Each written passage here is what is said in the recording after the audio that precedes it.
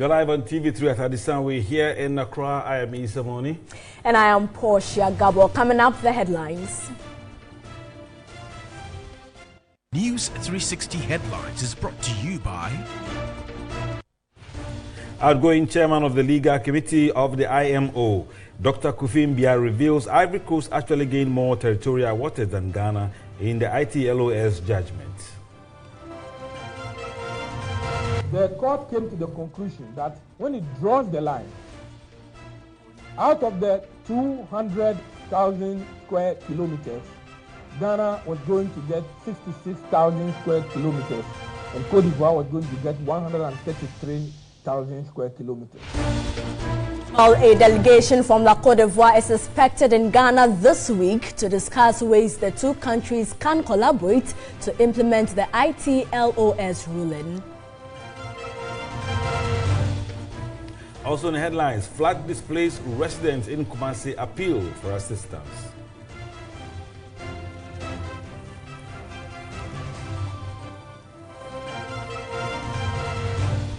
Coming up in business, between 10 and 15 smaller banks in discussions on merger following increase in minimum capital requirements. Another business headlines, Bank of Ghana maintains policy rate at 21%.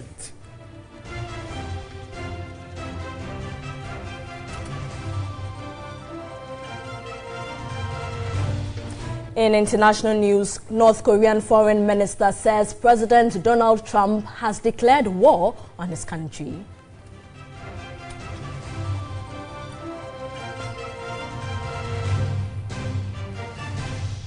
We have details including sports and entertainment coming up this hour. Stay with us.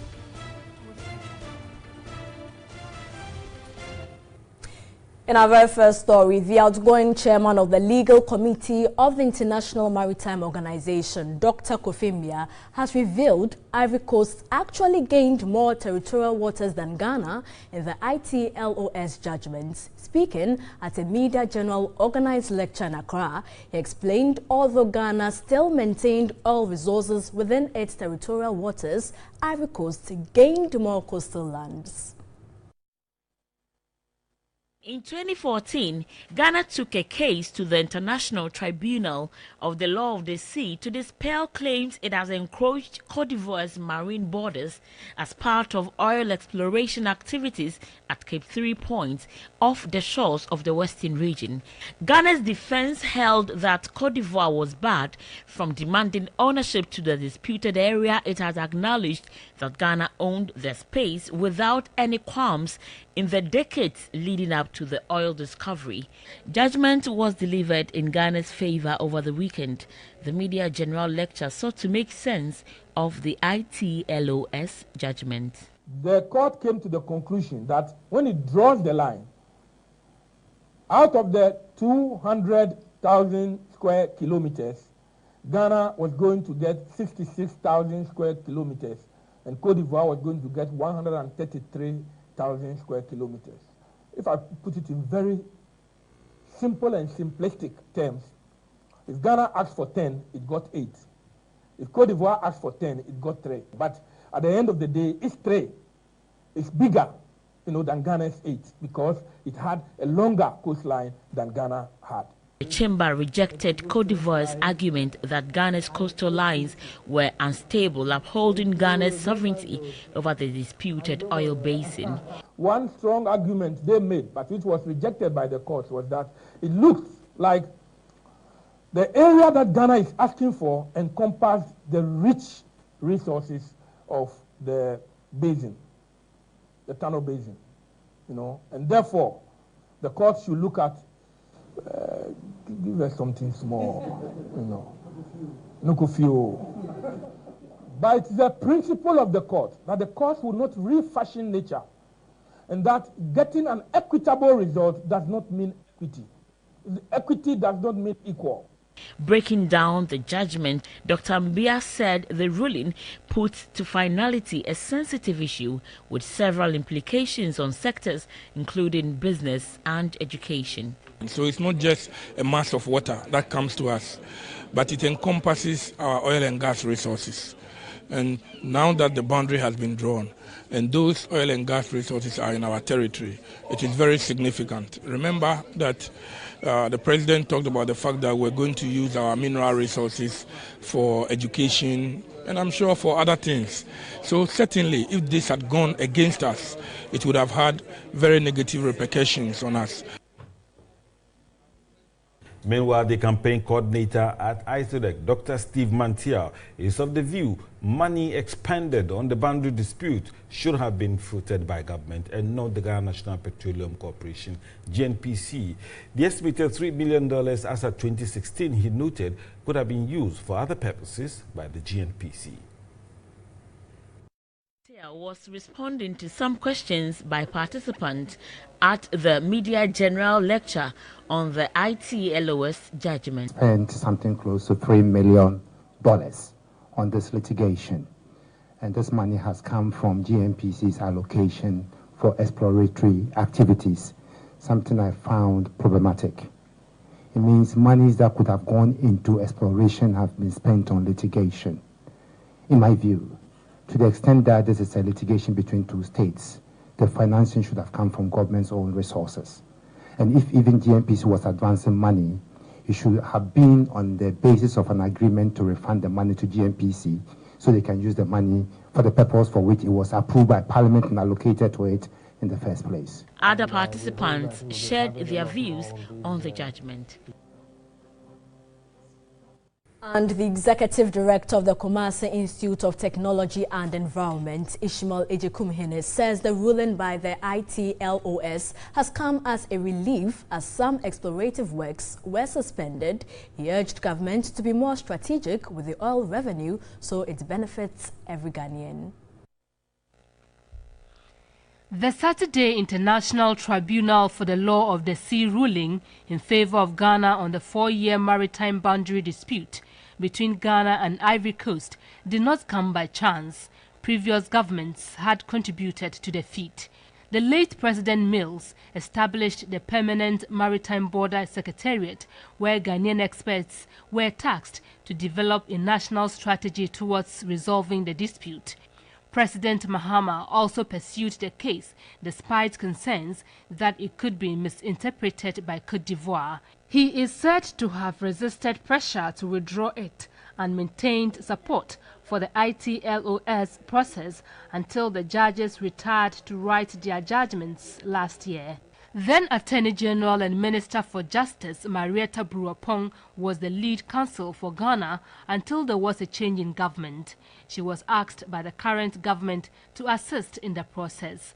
The collaboration between the two governments, according to Vice Chairman of PIAC, Kwame Jantua, was productive. In issues that concern Ghana and have a huge effect on Ghana, politicians should be able to stick together and come together and take the right decision. So one of the major things for me right now, apart from this ITLOS thing, is this Founders Day issue that is going to go to Parliament. It shouldn't be on a partisan basis. We should try as much as possible to look at the facts, look at the details, get those historians and people who know together so that we settle it once and for all. He stressed the need for such collaborations in other sectors. There are certain issues in this country that we need to be able to work together on it. Another one is the crisis and the challenge we have in the north with the two gates. It is something that we should all sit together as one and work at it. I think it will help us. Executive Director of KITE, Ishmael Ejekumhene, urged government to be more strategic and purposeful with the oil revenue. Let us decide and tell ourselves that we can't use the money to do everything. So if it's only two things that we can use the money for, let's do that. And then everybody will be able to go there and say that when we found oil, even though we couldn't do everything, we managed to maybe construct a railway line from here to the north. He said the ruling came as a relief. It will free the companies to be able to go out there. Hairs, for example, they've been kept on hold for the past 3 years. They needed to do some appraisals and needed to start developing the wells. They hadn't been allowed to do that.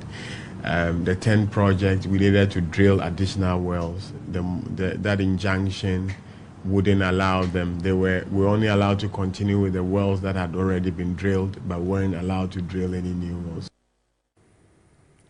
And former chairman of the Ghana-Togo Border Demarcation Commission, Sam Okujeto, is calling for a reconstitution of the commission to conclude its work.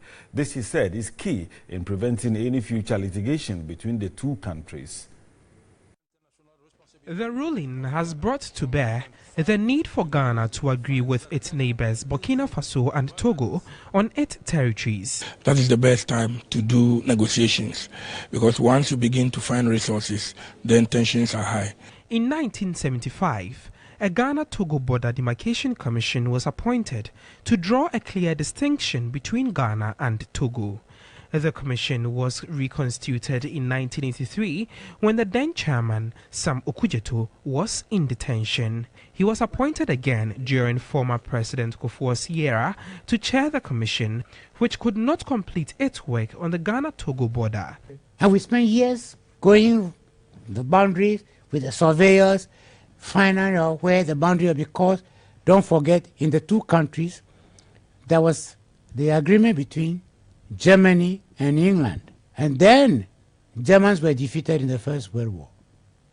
The German territory, which was Togoland, was then divided between France and Britain. And so we had to go and find out where was the agreement between the two sides, which demarcate the border. Clearly, the purpose for which the commission was established was not fulfilled. The reason the former chairman is calling for its reconstitution to conclude its work in order to save both countries from future confusion should there be a discovery of any natural resource. Read on boundaries as we were doing the work. As we go along the border, we agree on each side where the boundaries are. And in some instances, we'll ask certain pillars to be planted to show the level of demarcation. But so far as I am aware, they have not concluded the work. And it is important that the work be concluded, so that we don't get ourselves into this kind of mess that happened between us and Cote d'Ivoire again. He advised the heads of both governments to ensure there is no friction amongst citizens of both countries. Meanwhile, a delegation from La Côte d'Ivoire is expected in Ghana this week to discuss ways the two countries can collaborate to implement the ITLOS ruling delivered last Saturday. Information Minister Mustafa Hamid disclosed this when President Akufo-Addo and his delegation returned home from the just-ended UN General Assembly meeting in New York. The president was met on arrival by Vice President Dr. Mahamadou Bawumia, Chief of Staff Akosua-Afrima Osei-Opare, Ministers of State and heads of the various security institutions. Information Minister Mustafa Hamid, who addressed the media, hinted President Akufo-Addo held talks with Ivorian President Alassane Ouattara on the ITLOS ruling. He noted Ghana and Ivory Coast have agreed to work to implement the ruling. Regarding ITLOS, the two presidents have agreed that they will all abide by the judgment of the court and will work together to ensure the smooth implementation of the judgments of the court. In this coming week, the Ivorian president would send envoys to Ghana, and together the two governments will tell the world what it is that they are willing to do in respect of this judgment. So for now, the president will hold his peace until that engagement with the Ivorian envoys, and then we can let the Ghanaian people know what the formal positions of the two governments are. While in New York, President Akufo-Addo addressed the Bloomberg Global Business Forum, where he noted education is the most important of the SDGs with the potential to harness Africa's fortunes. The president, together with some African heads of state, held talks with U.S. President Donald Trump, who promised to continue to partner African states to boost growth and create jobs for the youth. President Akufo-Addo also met with members members of the World Cocoa Foundation and stressed the need for cocoa farmers to be given a major stake in the world cocoa industry. In his maiden address to the UN, President Akufo-Addo called for reforms to the UN Security Council to ensure fairness and to strengthen democracy. He also participated in this year's Global Citizen Festival in Manhattan, where he promised his government will scale up efforts to end child marriage. And now, away from ITLOS or ITLOS matters, lawyer for the 22-person charged for the murder of Major Maxwell Mahama, George Bernard Shaw, wants the court to exclude the assemblyman for Denchirabwase from the charges preferred against the accused persons. According to him, William Ban did not take part in the killing of the military officer, rendering the charges of conspiracy to commit murder and murder inappropriate. First to be ushered into the courtroom were the two persons who were recently arrested in connection with the murder of Major Adam Mahama. Prosecution in a statement prayed the court to consolidate the charge sheets of the two with that of the 20 other accused persons. The prosecutor, DSP George Amega, read the facts of the case to the court, which was subsequently interpreted to the accused persons. Counsel for the accused persons, George Bernard Shaw, opposed the charges, stating it was not properly framed. He said Assemblyman William Ban cannot be charged for conspiracy to commit murder and murder. He said William Ban was not involved in any of the acts for which such charges have been preferred against him and prayed the court to take a second look at the charge sheet. In his response, DSP George Amega told the court Bernard Shaw should not digress into other matters when trial has not yet commenced. He said they were not in court to go into the merits of the case, so it was inappropriate for the lawyer of the accused persons to raise the matter, indicating the court was still waiting for advice from the Attorney General.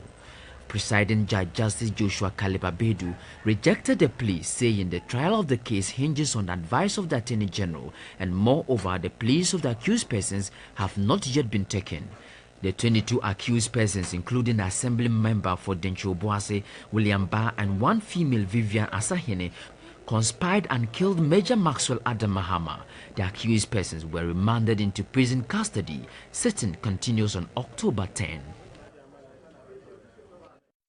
And away from the court, Senior Minister Yao Safo-Mafo says government expects value for money in all road projects. He has therefore cautioned road contractors against the inflating cost of projects, which he said is adversely affecting the economy. The Senior Minister gave the caution at a stakeholders forum for contractors and foreign financiers under the Public-Private Partnership Agreement in Accra. Upgrading of the Accra-Tema motorway to promote import and export trading was top on the agenda. The Accra-Tema motorway, since its construction in 1964, is yet to receive any facelifts, posing a danger to motorists. The 19.5-kilometer expressway under the upgrading agreement will extend to the Apenkwa roundabout, expanded into 62 kilometers. The project, a private partnership agreement, is intended to reduce the cost on government budget. Available figures from the Ministry of Roads and Highways indicate only 39% of roads in Ghana are in good condition, while 32% are fairly good, while 29% are poor. The Minister of Roads and Highways, Amwakwata, spoke about plans to roll out remedial measures in road rehabilitation. Accra-Takoradi Road, 245 kilometers. 3. Accra Outer Ring Road, 104 kilometers. 4. Kumasi Outer Ring Road, 99 kilometers. Senior Minister Yao Safo-Mafo expressed concern about the poor nature of roads in Ghana, also warned contractors against any shady deals. The cost of construction of roads in Ghana should conform to international standards. Your base being the material, whether you are going asphalt or you are going concrete or you are whatever. But we have a situation where the cost per kilometer of our road network, Mr. Minister, is higher than the international standard, even when you work out the material as a base. This calls for a very close look at the matter. He said government is embarking on a debt sustainability drive. At the mid-year review, we were about 70.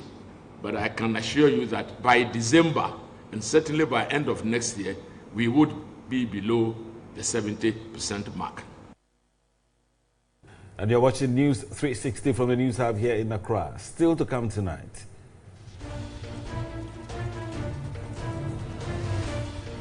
Flood displaced residents in Kumasi appeal for assistance.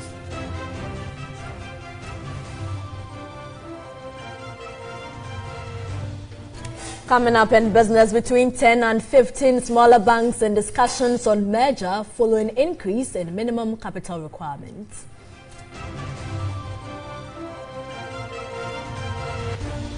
Also, the Bank of Ghana maintains policy rate at 21%. And in international news, North Korea Foreign Minister Ri Yong-ho says President Donald Trump has declared war on his country.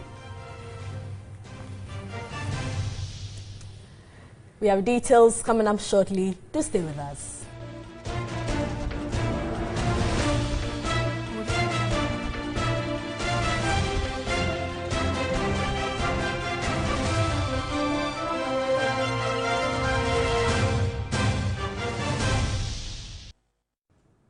Thanks for staying with us on News 360. Time for business. My name is Nanekia Mensah. Brampa developments coming in from the central bank.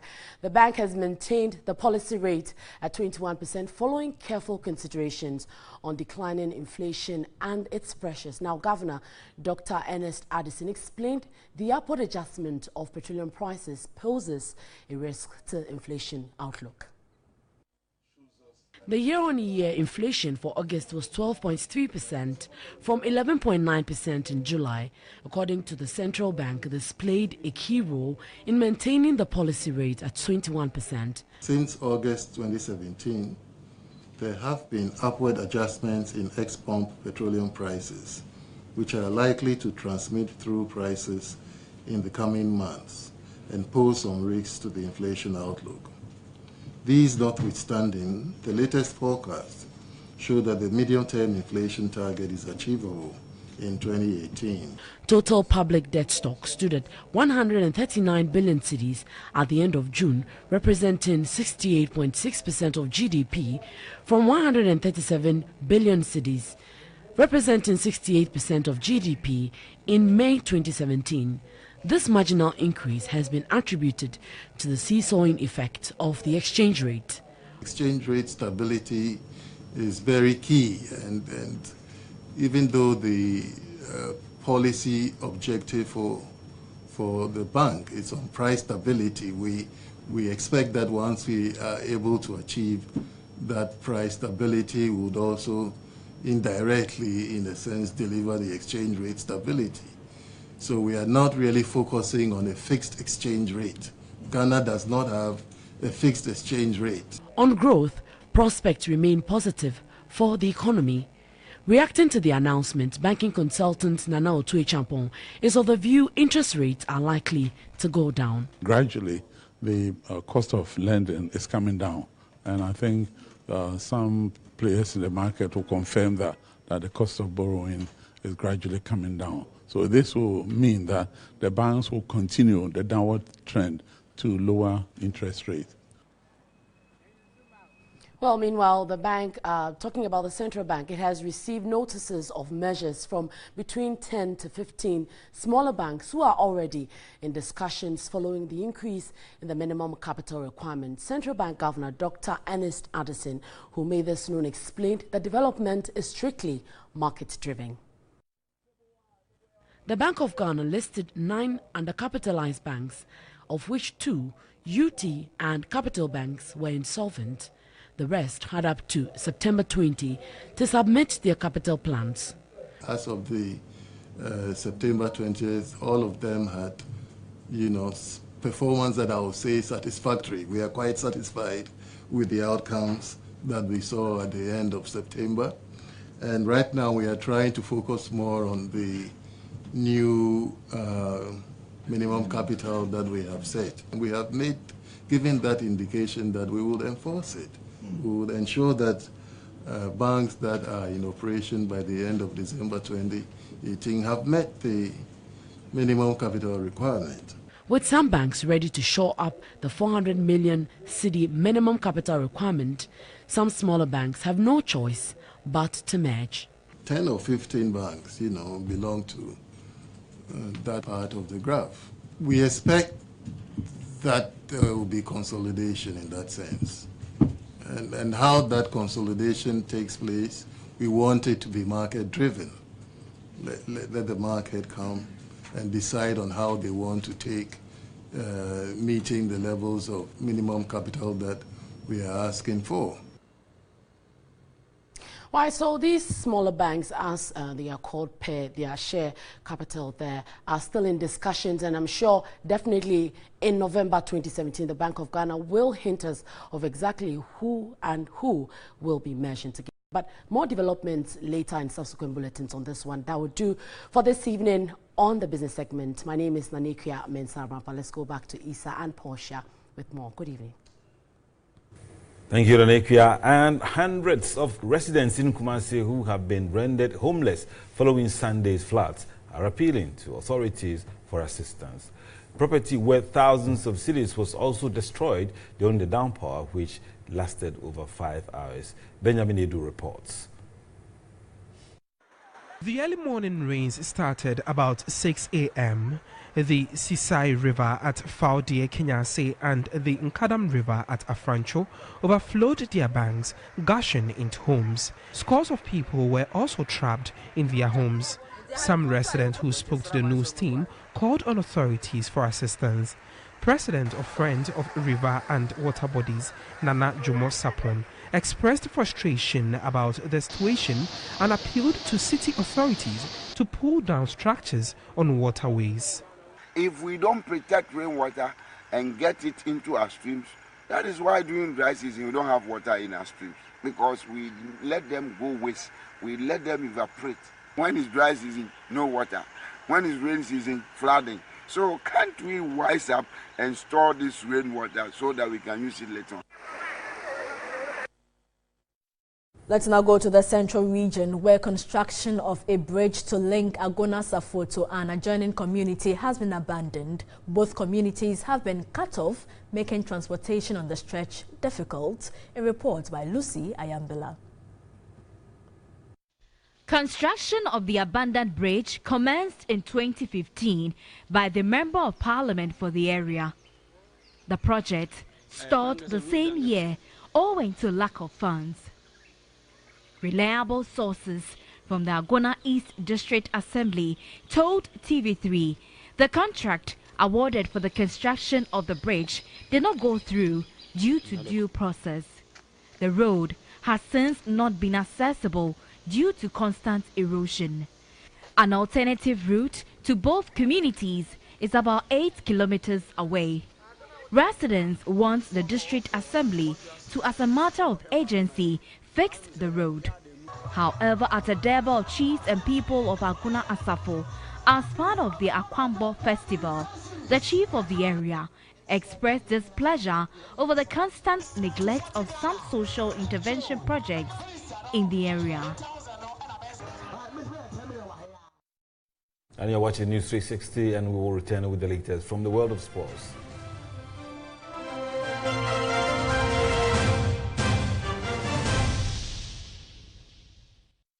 Now let's do some more stories. Tonight, the Ghana Maritime Authority has defended the proposed 50-cent security fee to be charged on the gross tonnage on vessels that call at the country's ports from October 1. Director General of the authority, Kwame Usu, in an exclusive interview with TV3 said the agitations from the shipping lines were needless as the fee was legitimate. The Ghana Maritime Authority, backed with LI 2009, is mandated to have charged $1 per gross tonnage on every vessel that calls at the port for its safety and security. It was, however, reduced to 15 cents till date. But the Director General of the Ghana Maritime Authority, Kwame Owusu, says the 15 cents charge was illegitimate. I believe that my administration and my directors agree we will move it to 50 cents, half what has been approved by Parliament, and then go back to Parliament and say, please, my people are claiming hemorrhaging, notwithstanding the price, reduce it so that we can regularize it.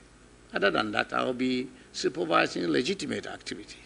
Kwame Owusu expressed shock over the agitations from the shipping lines, arguing the charge was far lower than that of the West African nations.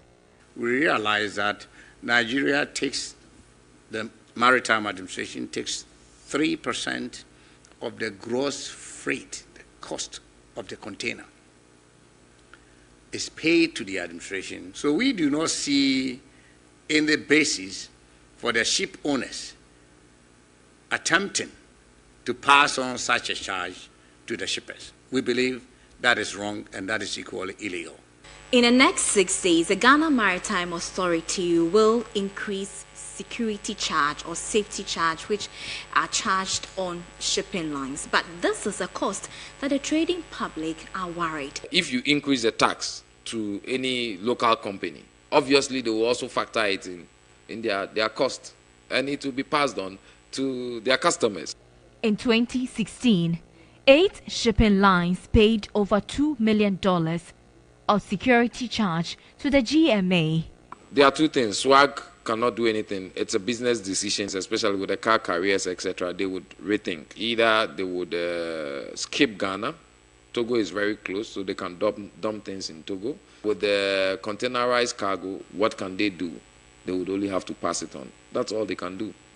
The Ghana Maritime Authority says implementation will start in October 1 this year, but it is yet to be taken to Parliament for approval. Josephine Frimpong, TV3 News. We have more news coming up shortly. Do stay with us. Tonight in this segment, an Accra Circuit Court has granted bail to husband of broadcaster and actress Ifya Schwarzenegger. This was after Lawrence Abwakwa pleaded not guilty to 2 counts of domestic violence, threat to harm, publication of obscene material and assault. Lawrence Abwakwa was arrested on August 30 when an official complaint of an alleged assault was received from the actress known in private life as Valentina Nana Ejiwa. On the said day, he was cautioned and discharged as investigations continued.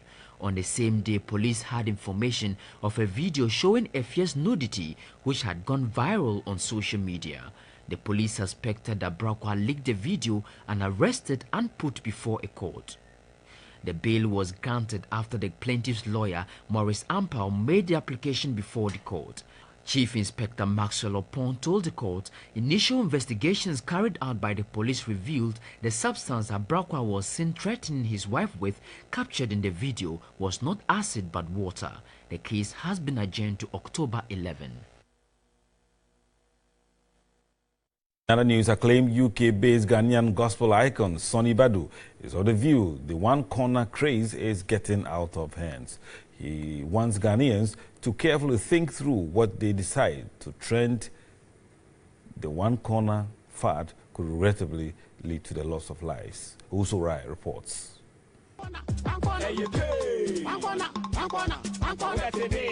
It's been barely 2 months after the one-corner dance went viral. Patronage has been crazily remarkable. Prominent showbiz icons have been at the forefront of the craze, recording videos of what one corner means to them.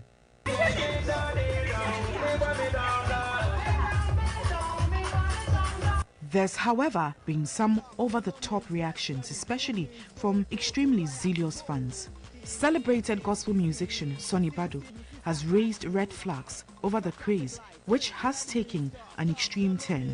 My concern, the first concern, is it's getting dangerous. I saw someone climb an electric pole.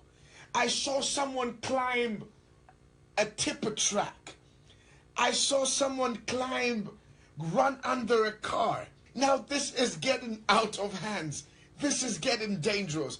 Do you want to wait until you hear somebody dead before you say, I did not know you one corner na kokunu hono?